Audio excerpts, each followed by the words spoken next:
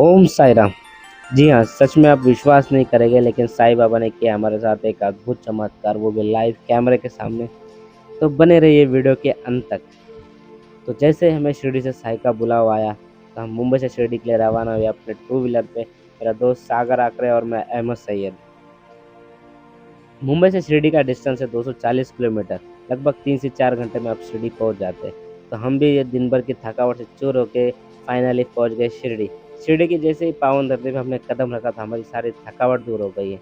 थकावट दूर होना ही थी, क्योंकि बाबा ने खुद बुलाया था और बाबा का आशीर्वाद अपने भक्तों पे रहता है, तो बाबा अपने भक्तों को कभी नाराज़ नहीं करते। तो अब देख सकते कितना अद्भुत नज़ारा है। ये हमारा होटल है एबीएस होटल, जहाँ पे हमने स्टे किया। इस होटल की खास बात ये है कि यहाँ पे एसी और नॉन एसी की दो अलग अलग बिल्डिंग है, और इस होटल में वेज रेस्टोरेंट भी है।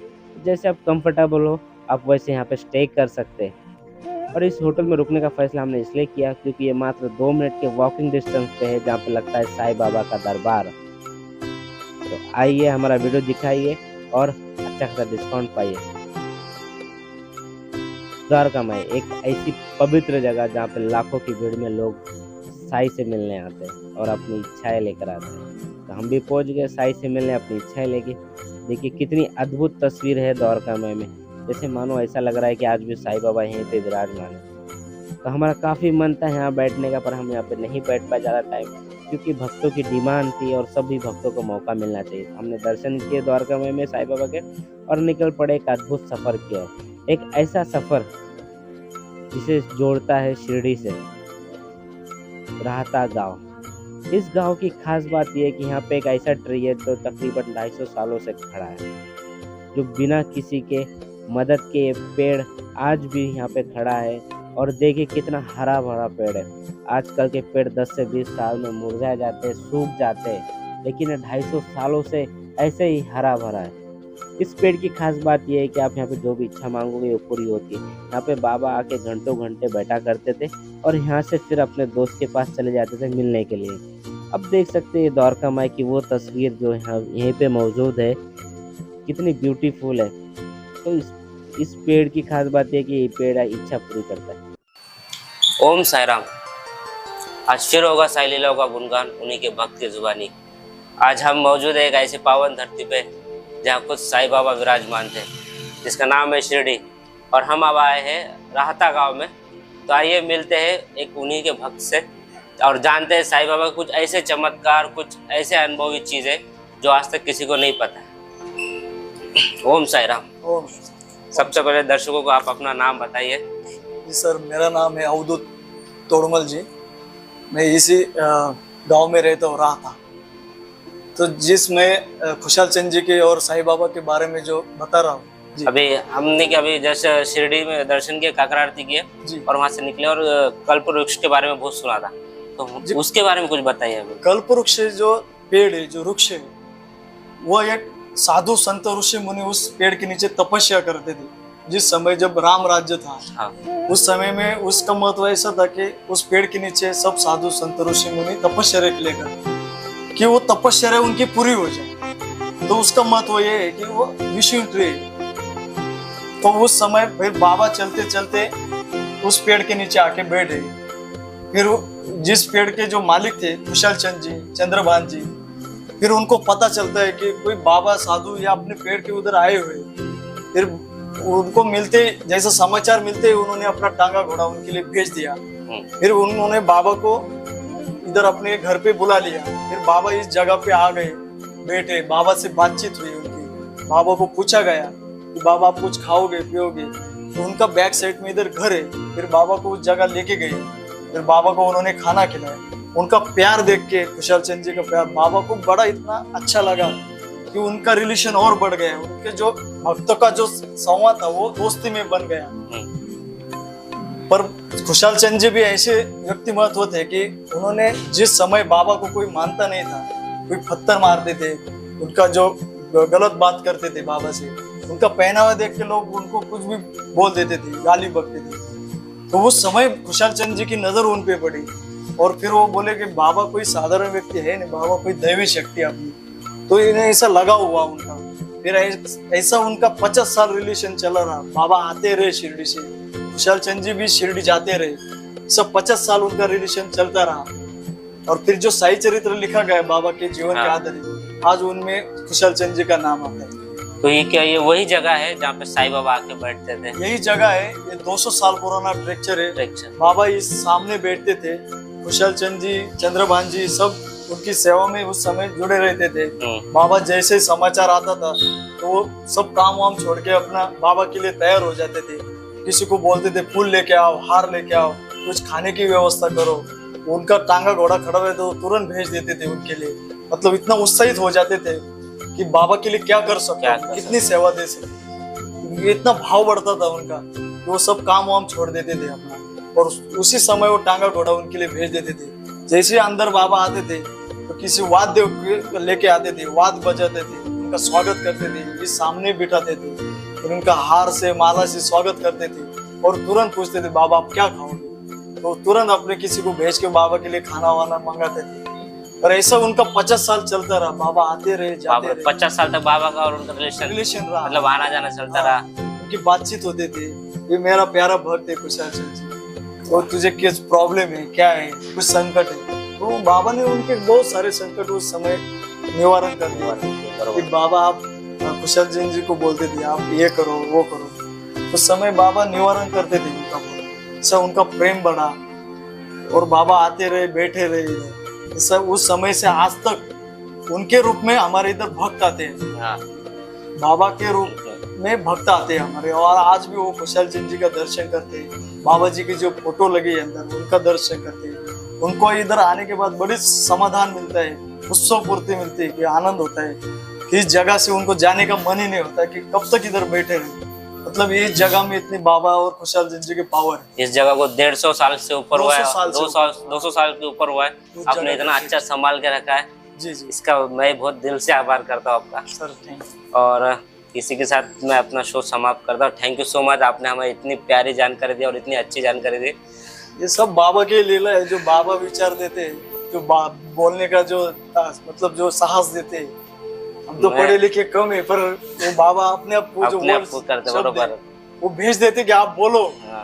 जो ताकत देते, हिम्मत देते हैं। हम थोड़ी इतना पढ़ा लिखे, बस बोल दो अपना अनुभव। नहीं बहुत और जो सच्चा अनुभव है तो बताने के लिए उससे पीछे आगे कभी नहीं हटने का, पीछे आगे देखते ही नहीं। बाबा बोले बोलते रहो, आप बोलते रहो। और हम भी, बाबा हमारी जान है, सांस है, तब तक बाबा का गुणगान गाते रहेंगे, गुणगान गाते रहेंगे, छोड़ेंगे नहीं। नहीं ये बहुत बढ़िया बात बोली आपने, छोड़ेंगे। और मैं खुद को सौभाग्य मानता हूँ कि मैं इस पवित्र धरती पे आया हुआ, और मैं इतने बार शिरडी आके गया हूँ, पर आज तक इस वाड़े में कभी नहीं आया हूँ। इस वाड़े का नाम क्या है?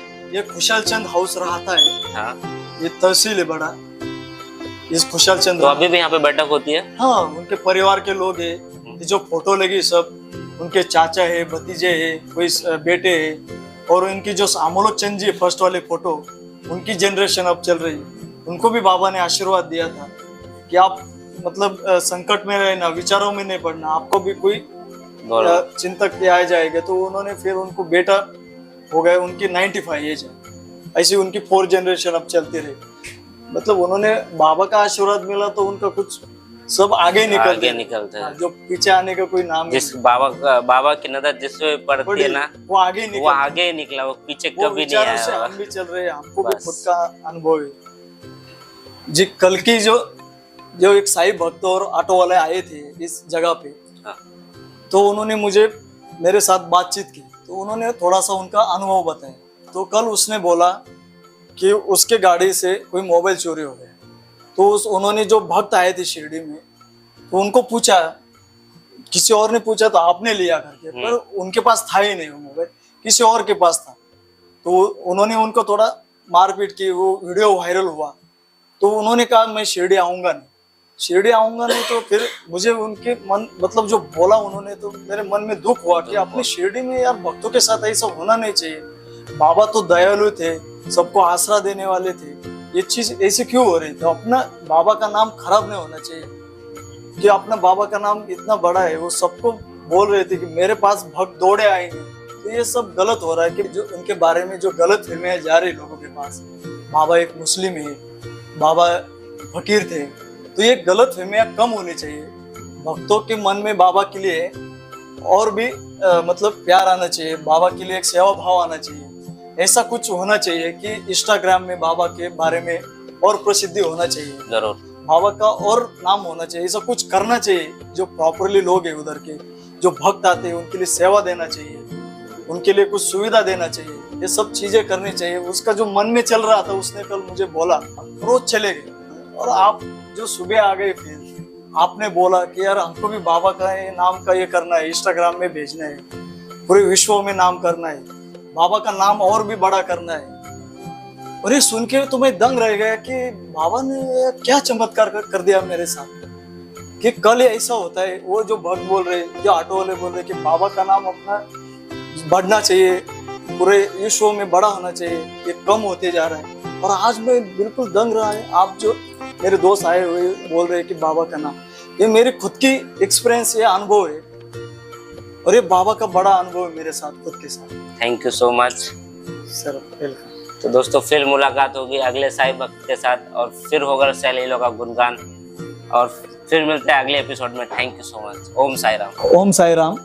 जो खुशहाल चंद जी बाबा के जो फ्रेंड थे, मित्र थे, फिर इस जगह आने के लिए शिरडी से 5 किलोमीटर राहता तहसील, फिर शिरडी से राहता ऑटो चलता है, मिनिमम उसका किराया 20 रुपये लगता है।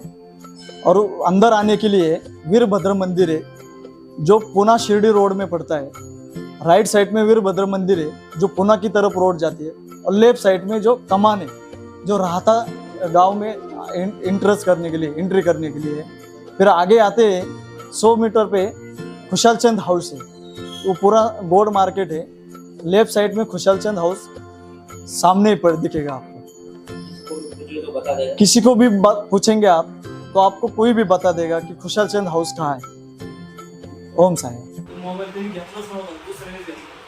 तर अशी शिर्डीची व बाहेर आपल्या इथे गेलं पाहिजे, वाईट परिणाम नाही गेले पाहिजे। इंस्टाग्रामला बाहेर मंदिराचं एकदम वैशिष्ट्य एकदम व्यवस्थित सांगतात, पहिलं मंदिर चांगलं, आपल्या बाबांचं का नाही सांगत ते पहा।